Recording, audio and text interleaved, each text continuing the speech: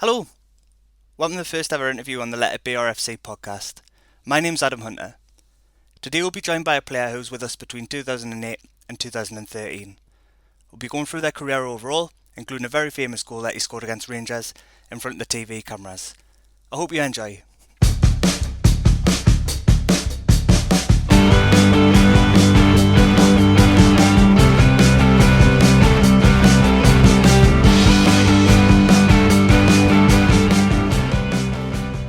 Got the big guns out for our first interview. Alongside me today is Berwick Rangers legend and current assistant manager Kevin Haynes. Welcome, Kevin. How you doing, Adam? All right? Yeah, I'm very well. Are you? I'm good. Aye. Yeah, I'm looking forward to this. Our guest today is a Berwick Rangers legend too. He scored 31 goals from 138 games, and he's described by the Daily Record as potentially the third sexiest spray painter in North Berwick. Hello, Fraser McLaren. How's it going? All right? Well, thank you very much for joining and being our first ever guest. We'll talk about your playing career in a bit more detail shortly, but currently you're still with Dunbar United, right? Yeah. And are you doing anything to keep yourself busy during, obviously, lockdown? I work at Tournai, so I'm 1 week on, 1 week off. So I was working last week and then I was off this week, but I went for a couple of runs, but that's about it. Should have stayed 5 runs because Jeff will watch this. Nah, not. I'm not even kidding. I'm on.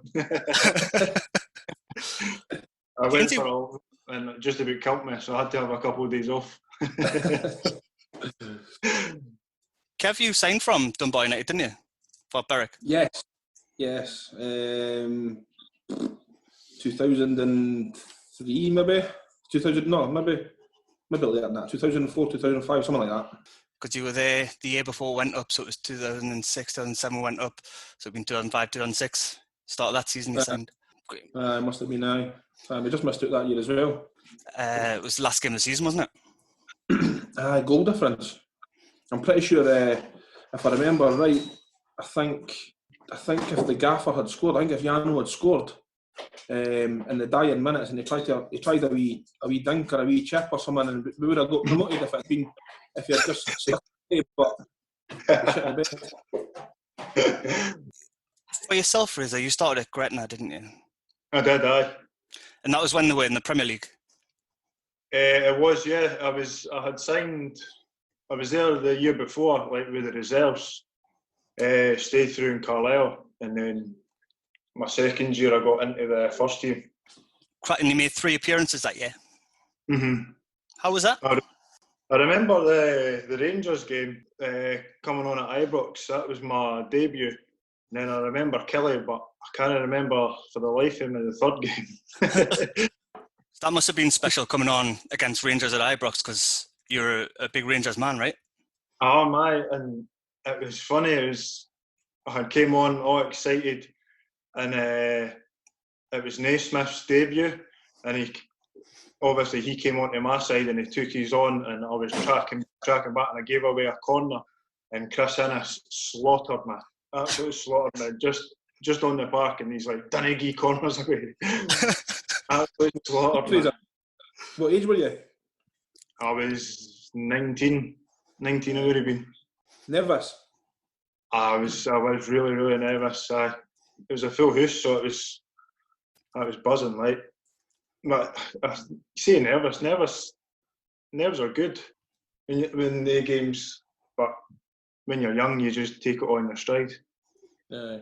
I've never been one for nerves when I played, and I think I get more nervous now no playing. Yeah, because you can't affect the game in any way. You know what I mean? Yeah. But I was never ever one that got nervous when I played. Mm-hmm. I think you're nervous, like for the build up and when you're on the side, but once you get onto the park and you just forget about it, you forget about the crowd and you hear them, but you don't really notice them because you're so focused on playing. Mm-hmm. You can't when it's a massive crowd like that at Ibrox, you'll not hear the individual shouts towards you that you probably at New Countess Park. You know what I mean? Exactly. Yeah. You hear everybody shouting at you. Did you have your family up there that day at Ibrox? Aye. whole family was there. It was amazing. So during that time, you did have a couple of spells out on loan. You were out at A United in League One and Montrose in League Two. How was your time out on loan? Ayr, I really enjoyed when I was at Ayr. I think a couple of months, and that was sort of my first spell away from my club that I had been at, and it was so good to be around like the professionals as such. But when they weren't playing, going for playoffs and stuff, just being involved in that, it was great at that age. And then, well, at Montrose, I went there out on loan, and I'll be honest, I hardly played at Montrose, and I hated it. Hated going to Montrose and like not playing or anything, and I just wanted to just go back to Gretna and just even play with the reserves or something like that. But it is what it is. But I hated it at Montrose. Who was in the Ayr squads when you were there? Like Scotty McLaughlin was there. He was at Livingston with me as well, so I enjoyed it in there. Andy Dunbar as well. He was a good character. Ryan Stevenson was there as well. He was on loan from St Johnstone. Was that before he got his move to Hearts then, aye? Aye, it was, aye. Well, it was funny because it was the last game of the season. It was either between St Johnstone and Gretna going up, and it was James Grady scored in the last minute, so he had thought he was getting promoted, and then it ended up James Grady scored in the last minute and put Gretna up, so I was going up to the Prem. Oh, right. So was it strange around the club at that time? You would have been in the reserves when they won the Scottish Cup, right? I was assigned the year after. Right. They were in the Cup, and then I had signed the year after with the reserves, and then into the Premier League from there. And you got, was it 3 caps with Scotland under 19s? 6. Something like that, yeah. It was 4 maybe. Can you remember?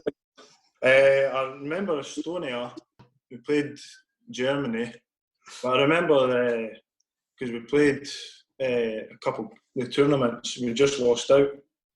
David Goodwill, he scored against Germany. A great player he was. Still is good, eh? Ah, he's brilliant. Is he at Clyde still? Yeah, he is, yeah. Great player. Great lad. You think he'd still be one for playing a bit higher, eh?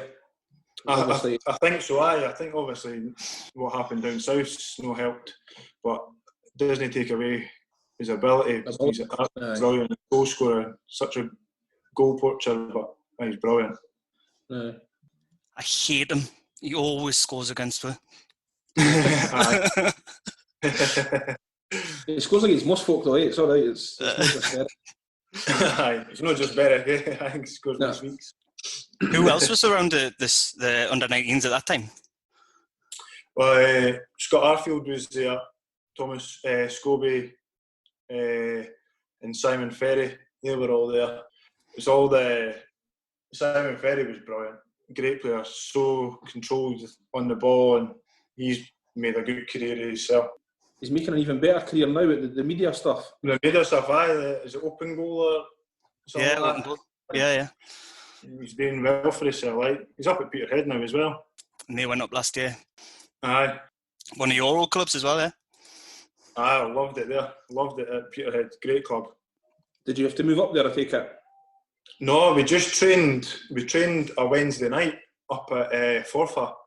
So I would travel to Perth, and then the minibus came and picked us up and took us through. There was a load from Glasgow. So we just trained once a week, and then if it was a home game, we would go up the Friday night, and they would put us up in a hotel Friday night, and then just come home the Saturday. What division were they in then? League 2. And they're only training once a week? Aye. We done a bit. I trained with Dunbar on the Monday night, and then we trained together the Wednesday night. So I take it everybody found a club to train with at the beginning of the week? Yeah, it was sort of whoever local. There was some boys training with Stirling, some boys training up north, Aberdeen clubs and stuff. So it worked. Mm-hmm. Good. After Gretna, you then moved to Berwick in 2008. What happened at the end of Gretna? Well, sadly Brooks had passed away, and it sort of downward spiral after that. Once we got told that it was into administration and that was us getting let go, it was strange having to go and find a club. And then once I found Berwick, because they were actually wanting me on loan when I went to Montrose, so I heard that they were after me, so I went to meet Michael Rennick, and I just asked any chance he signed me, and he signed me. But it was strange because obviously being full time, playing football every day, brilliant, and then part time having to find a job. That was it was strange. Challenge in itself, isn't it? Trying to get that balance of two of them together. You know what I mean, and getting your life to work round both. Yeah, it was. I'll be honest, I struggled to start with when I obviously you're in it training at like 9:30, 9 o'clock in for a 9:30 start, and then you were finished by 12 o'clock, and that was your day. And then for now, you were starting at 6 o'clock in the morning and finishing at 6 at night some nights, and then you were training that night, and you were getting home about the back of 10, and then you were starting again the next day. It was hard to start with, but it works. It works now. Especially when you're getting your weeks off every now and then, eh? Well, exactly. Well, that's obviously the shift works just because of the coronavirus. Just now, I'm only Monday to Friday, right. So it's perfect for me every weekend off. So it's so handy, and plus being at Dunbar, I'm just walking to training now anyway. Aye. It's half the battle if you can get somewhere local that ties in with your lifestyle, like I did. Like when I finished playing at my local side. And it was just so much, like you say, it's so much handier when you've got the kids, or I don't know if you've got kids or whatever, but I have 2 daughters, yeah.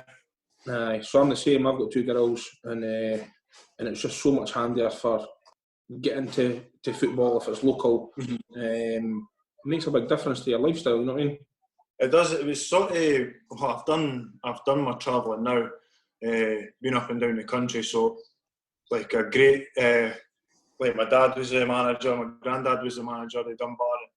Just lovely local club, family club, and training Tuesday, Thursday. Home games I get picked up at my door by the boys as well, so I'm spoiled. How much of it did filter through to the players at the end of Gretna? When we got told that we were getting released. Yeah, so when the news sort of broke of administration, was it something that you were already aware of? Did you know that there was issues there? We knew the wage bill was massive, and it was only Brooks that was sort of paying that itself. But it was once we sort of knew it was in trouble when there was all the Sky Sports News cameras there every day, and we were like getting some stories and we were getting told some things, and then we were sort of told that you can go and sort of find out a new club now. We're not going to be in business next year, and it was hard to take, because what a story it was, like going through all the leagues, and for it to end that way, it was sad. And you mentioned from then you were out looking for a club, so you'd been released, had you? Yeah. And then you were actively looking for a club yourself. I had an agent at the time, as you do, and he took me down to Derby, had a trial down there, and went down on the Thursday, and I played the Thursday night against Burton Albion. We trained the Friday morning with the first team, and then we played the Friday night, and even thinking about that now just makes me sick, but when you were that young and fit, it was so easy. Your fitness, like you say, fitness helps you through a lot of it when you're younger, eh? Yeah, you don't realise at the time how fit you were being full time, but I could never have played 2 games in a row, 2 days now. Aye. What age are you now, Fraser? 31. Plenty of time left. Oh, plenty of time, aye, but 2 games would kill me. So for Michael Rennick, it was that signed you sat down with him initially. We were in the equivalent of what League One would be now. Yeah. But we were really struggling at the bottom of the league. Yeah. So Michael Rennick was then sacked a month later. Mm-hmm. How was that for you? It was, well, I went to, they were training at Meadowmill, and I had went up to Meadowmill to meet him. And once we signed everything, and then a month later he got sacked, it was strange because he's brought you into the club and you're thinking, oh, well, what's going to happen now is with the new manager. And I think it was Jimmy Crease had took over after that. Can't remember for sure. It was strange, and then again you just get on with it, and this new manager comes in and goes, and the club's got to move on. I've never been involved in a club, or certainly when I was playing, when a manager had been sacked, and I've never been through that change within a season. So I can't imagine how difficult it would actually be for some players, and obviously it's better for other players because they're getting a chance with a new manager. But I've never experienced it, so it's a tough one because you're thinking the way that gaffer plays and the way he wants to play and the way he trains, and then when you've got a new manager coming in, he's wanting to put his different way of playing and his training, so you've sort of just got to adapt to the new gaffer coming in. This season, like I said, we're really struggling. We're at the foot of the table, and it's a complete juxtaposition is what ended the previous season as. So Kev, you were obviously involved in the promotion push and you left at the end of that season. I must have started the season and would have been back then, it would have been Division 2. Mm-hmm. So I was still there, and that must have been the same season that Fraser had came. So I can't remember, did John Coughlin get sacked or did he resign? He left at the start of that season, and then it was Michael Rennick that came in.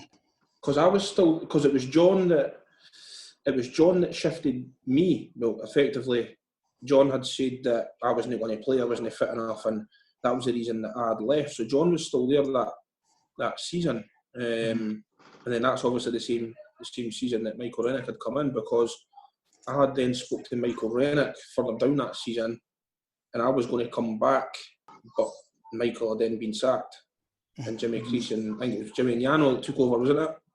Yeah, I'm sure it was. Was it McGonigal before that? Was it McGonigal? Was it? Aye. Yeah. Maybe, okay. Oh, McGonigal, aye. And then Jimmy.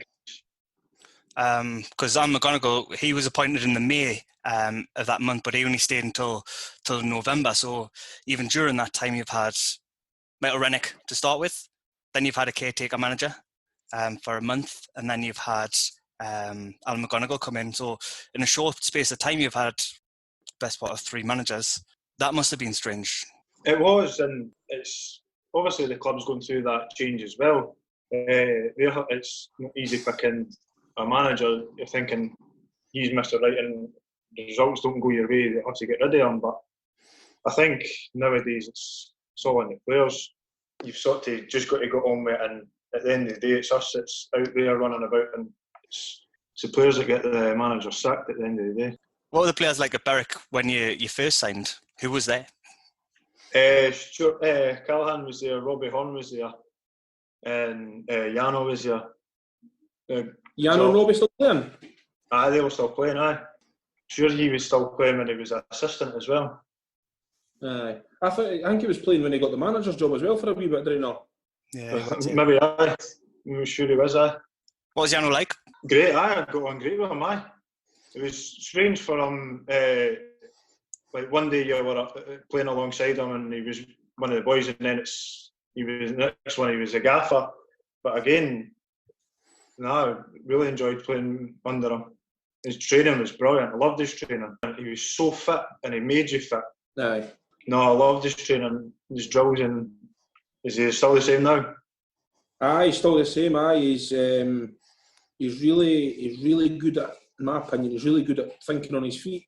Yeah. If something's not happening in a drill, and he can change it, the click of your fingers, he can change it, and the dimensions of the drill have changed, and you're maybe trying to achieve the same goal within the drill, but the dimensions have changed, and the way you're actually working the drills is different. And he's so good at that. He's just so good at changing something that's not working very, very quickly, and his thought process to getting that drill right is very quick as well.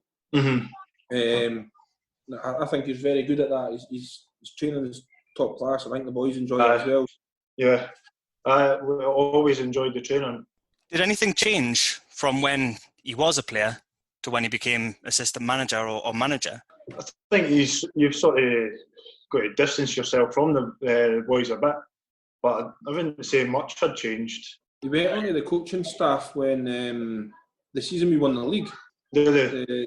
He went onto the coaching staff. He was still playing, but he went onto the coaching staff with John Coughlin and Matty Kerr. And I think that was partly because he got injured. He done his cruciate. Right. He went onto the coaching staff, and they started taking drills with us back then, and you could see right then that it was good. Yeah. I never knew that. So he's obviously been coaching very early in terms of his career, football-wise. You know what I mean? He's coaching early when he was still playing with us when the season we won the league. So, was there anyone you think that you particularly bonded with whilst we were at Berwick? Paul Curry, really got on well with him. Good pals with him. I'm sure he's staying in Tenerife now. He's moved over there. He's a cracking footballer though, midfield player. I'm sure he went to, was it Hamilton? He got a move. He was a great player. Loved playing with him. He's another one I played. He was a kid when he was at Musselburgh. He played with Musselburgh, and he was, I think he was quite young then, before he started coming up into the senior game, because he went to Arbroath and that as well, didn't he? He did, aye. I think he ended up back at Musselburgh after. Aye, because he done Kelty, and did he go to Bonnyrigg as well? No? He was at Bonnyrigg, aye. Aye, because he done Kelty as well, I'm sure. Right, good player he was. Brilliant. Great lad as well. I could take that. I played with his dad, so that shows you how old I am what he is. Was there anyone else? Was there anyone during that time that you maybe car shared with or anything? Dougie Bryden, car shared with him. He was there a couple seasons. He was from Duns, so car shared with him. I thought he could have had a big career at Berwick if they signed him early on. He could have been there for years. Great centre half. Yeah, he re-signed last year. Did he? Yeah, he came back. It was towards the end of the season, and he gave a bit of a lift in his first game back. But then obviously everyone knows how that season ended, and he's way back at Duns now, I think. He was in the teams when I was there as well, 2005, 2006. Is he? He was a young kid then, because I think we'd started the reserves up back then. It was the first time that they'd kind of had a reserve team, and it was in the old East of Scotland League. Yeah. And I'm sure Dougie played in that side, and then he got pulled into the first team a few times. So he was always kicking a bit away back then as well. I think he was just sort of happy playing with his pals. He's a bit unfortunate with injuries as well, I think. Aye. I'm sure it's his brother or somebody that runs that Duns side or something like that. Is it? I think so. I might be wrong, but I think he's got a family connection, to the club. Right. Yeah. I think so. Do you drive, Fraser? I do, yeah. So do you take turn with your carpool or? No, Dougie used to just bring the works van. So I know. He used to pick me up and just take us along to Trinette, and that was it. We'll go into the season of 2012-2013. Reason being, that's probably our most successful time of recent years. We finished the season in fourth. It was by goal difference, but still meant that we played in playoffs in 2012-2013. And it was also the year that Rangers were relegated into our league. What was that like, having Rangers in the same division as you? It was massive for every club in that league, because you were getting them playing 4 times. So you were getting 2 home games pretty much with them. So it was brilliant for financially. But it was just a lift for myself, like, and the other players to say, oh, played against Rangers. You played at Ibrox, you scored at Ibrox. How did it compare to making your debut for Gretna at Ibrox to scoring for Berwick? It was a lot better scoring. But again, it was great for getting the goal. Never got the result, but you're never going there expecting anything. But again, my family was in the corner, and to score at that end, and for the crowd to go wild. You scored at Ibrox as well in the away game? I did that, the first away game. Right. Beat 4-2, I'm sure it was.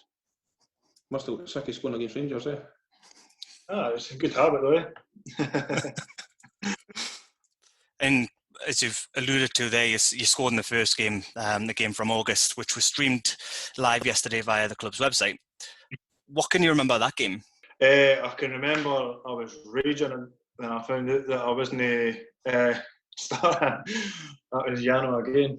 But once that, it was a great day, nice sunny day, crowds brilliant, and sort of the build up to it, like the training, we were training the Friday as well, and Yano had says there's no point in being nervous, just have a beer the night before, just relax, it's just a normal game. And to get the goal and the equaliser, it was an amazing feeling. I missed a sitter actually on my right foot no long after it. I should have done better, but that way you took the bad touch?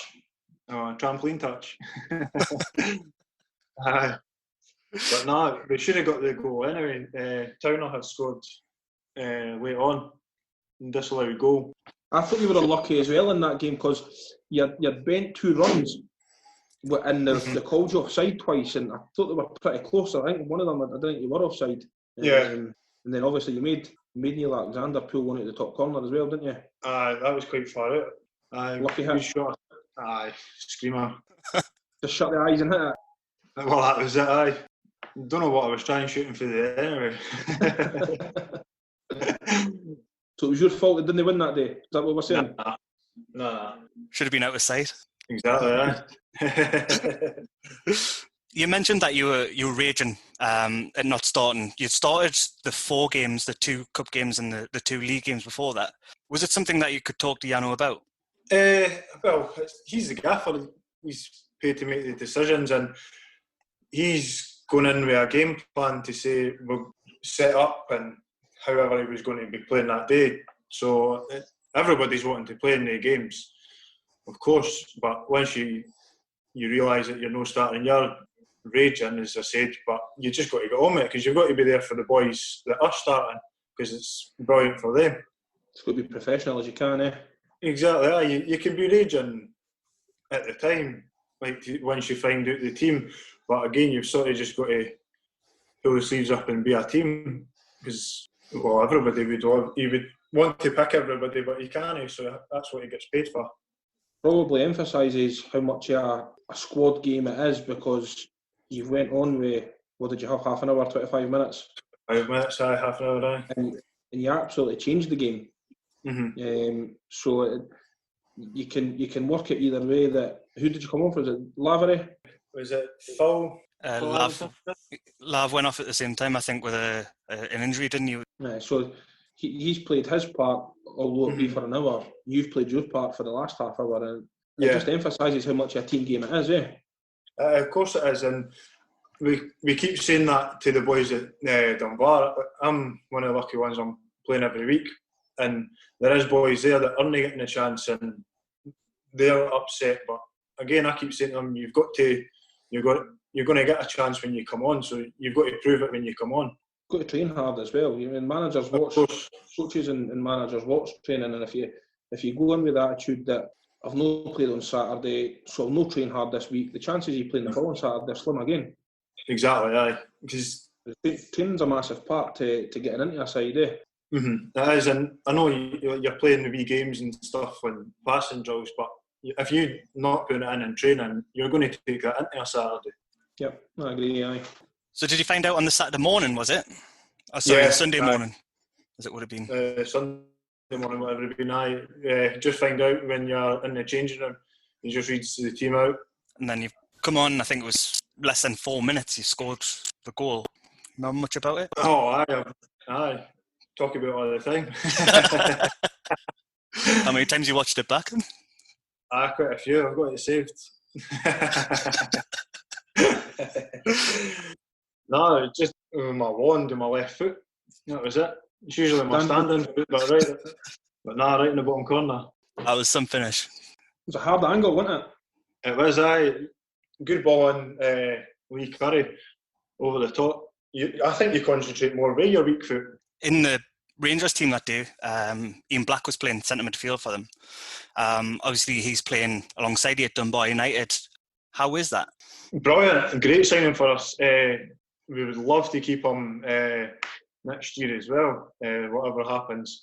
But he had signed with us and he's only trained twice, and then the games have been cancelled, so he's never actually played a game for us. But again, at that time, we were needing a bit of experience in the middle of the park, and even the 2 training sessions that he's had with us, what a lift that all the players got.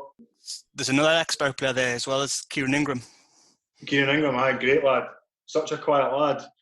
Great player. He was, I think, he player of the year 2 years ago for us, and I don't know anybody that never voted for him because he was brilliant for us. Breaks up the play. So would he play centre midfield with Black, and you think? Aye, he would just be sitting, and then Ian Black further on. Black is so underrated in terms of ability. It's frightening. Just his vision as well.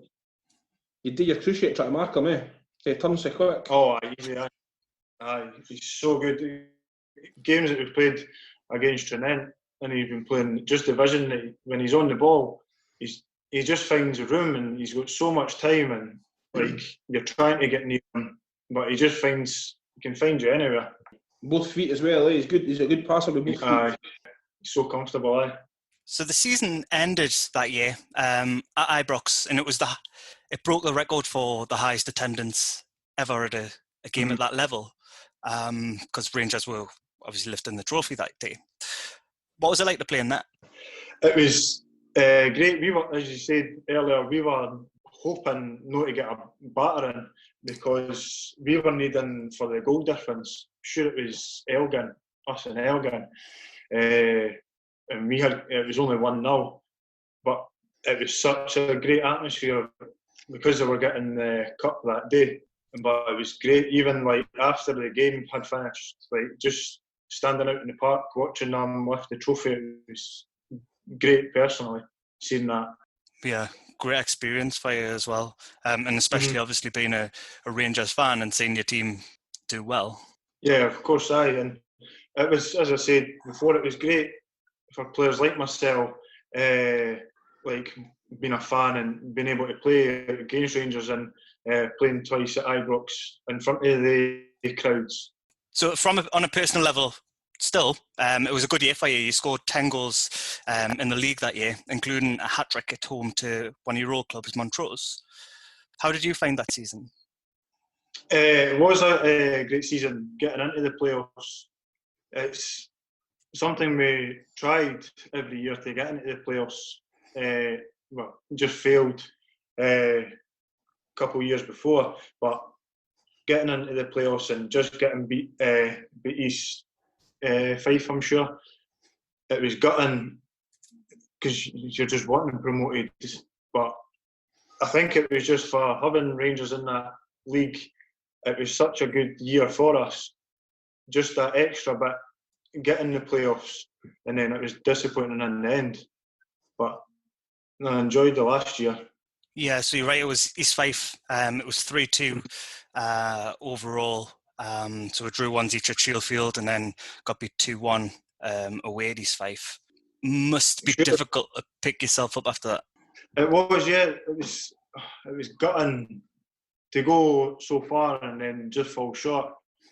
Sure, it was an own goal as well that it cost us, but it's football. These things happen. Somebody has to win and lose, but got me over on the bad end. Do you like the playoff setup? I do like the playoffs. Didn't agree with the Championship and the Premier League. I think they should just be the same in every level. I do agree. We were involved in one as well. It was at 2005 or whatever. We were involved in one, and it was just something I never enjoyed, and I didn't get the feel that you were maybe supposed to get. You know, being a semi-final and a final. It just didn't feel like a semi-final and a final to me. Well, it is weird.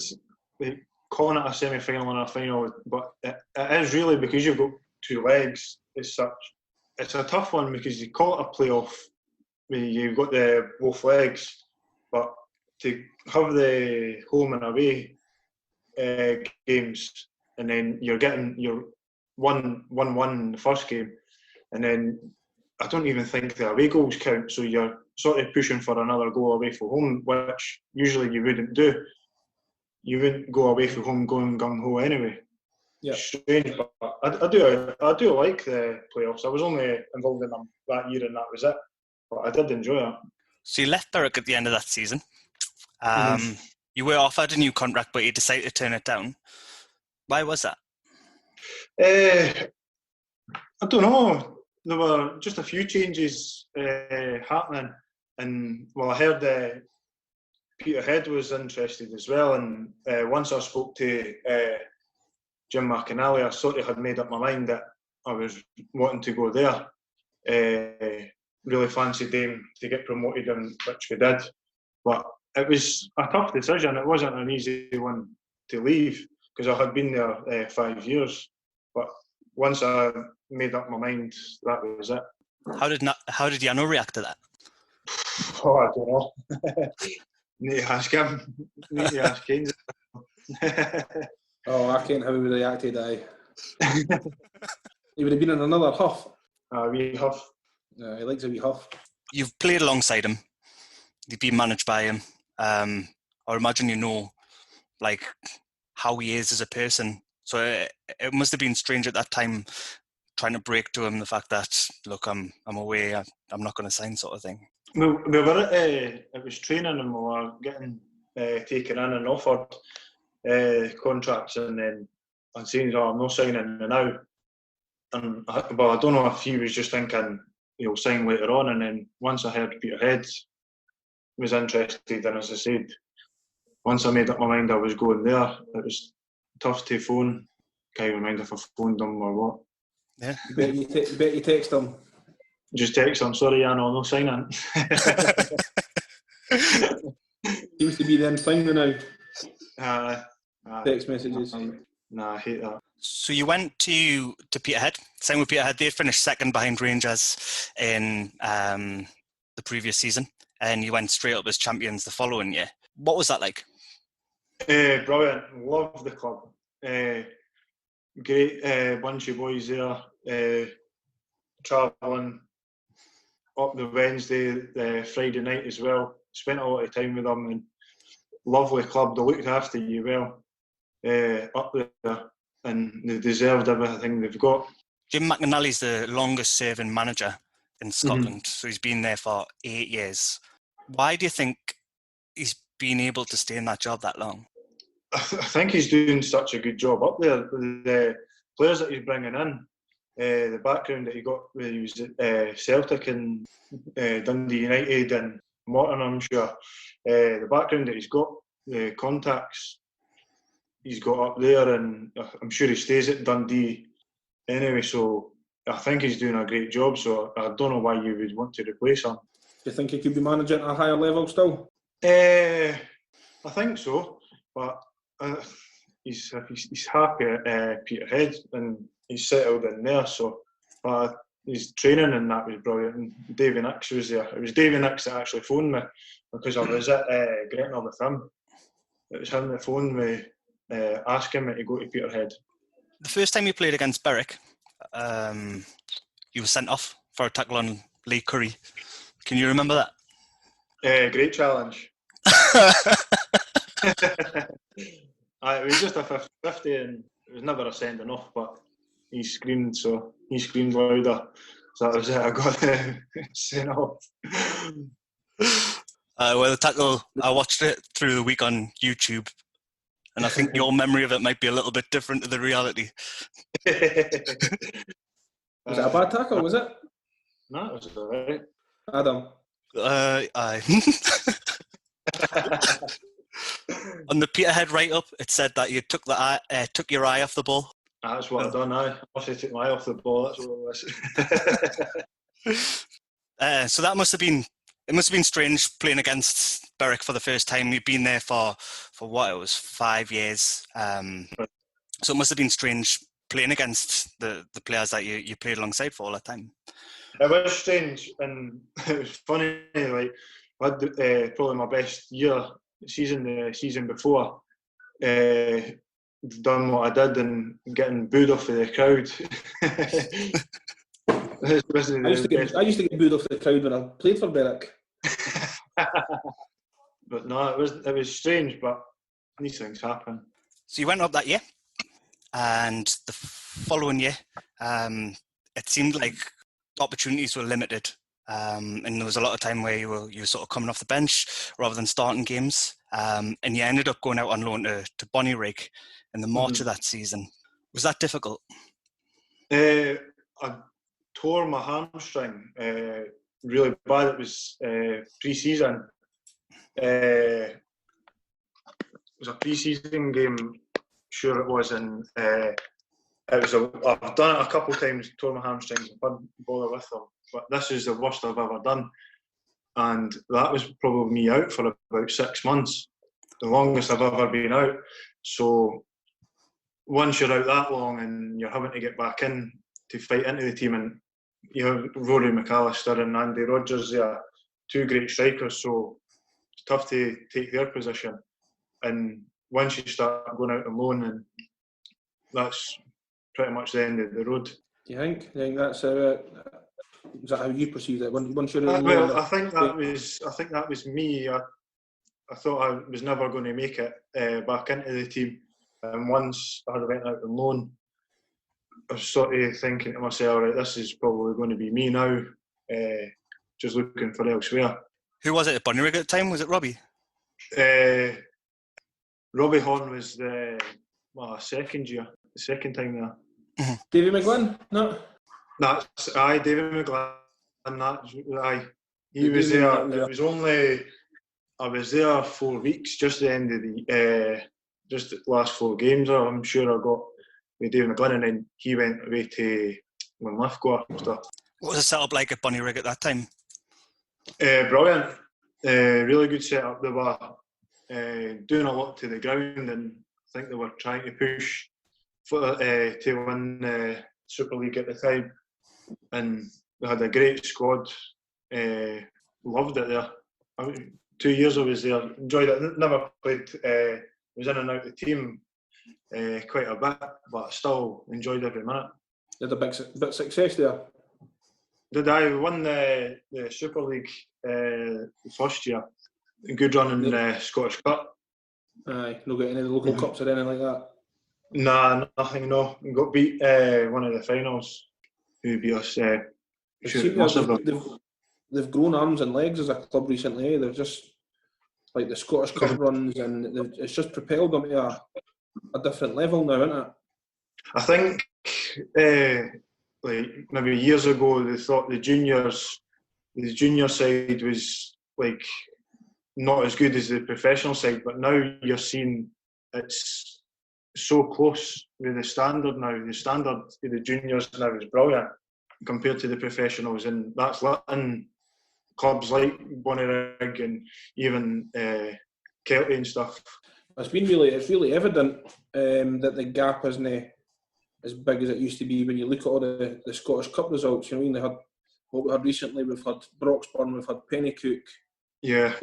You've had Bonnyrigg, you've had Kelty, and even Spartans and stuff. So the gap's not massive now with the non-league stuff to the league stuff. No, it's not. And maybe years ago you were looking for a junior side to get into the next round yourselves, but now you're trying to avoid them because again, that's Bonnyrig's maybe favourites to win every game week in, week out, but when they're going into a Scottish Cup run, they're the underdog, so the pressure's off them in the Scottish Cup games, so they can go out. So, Dunbar United, are you contracting until the summer? The summer, yeah. Have you thought about next year yet? I'm just happy to stay. Dunbar, as I say, I'm spoilt. Great club, vice captain, and walk to training, get picked up by the boys. I'm spoilt at Dunbar now. Jeff, I speak to Jeff quite regular. Jeff says how well you've done this season in particular. You've been playing well, and he's probably saying that you're not getting the goals that your play deserves. Probably looks like you've not scored enough, but you're contributing more in games now than just scoring goals. Well, I'll be honest, I've never been like a massive goal scorer. Like, you'll never get 20 a season, and I said that to the gaffer, but he says again, you bring so much more, like bringing the play up, holding the ball up, and like playing up front with Dean Ballantyne's been brilliant. He's a great player and good young lad. But he'll be living off of your service, because he scores a lot of goals. Yeah, and I think that's where I'll probably be doing a bit of the dirty work that he doesn't do, but he's in the right place at the right time. But it works, and happy with it. Well, thank you to our co-host Kevin Haynes and our guest Fraser McLaren for joining us today.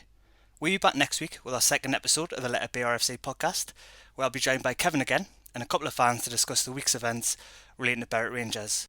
If you've enjoyed our episode today, if you could give us a like, subscribe, or even leave us a little review, it would be much appreciated.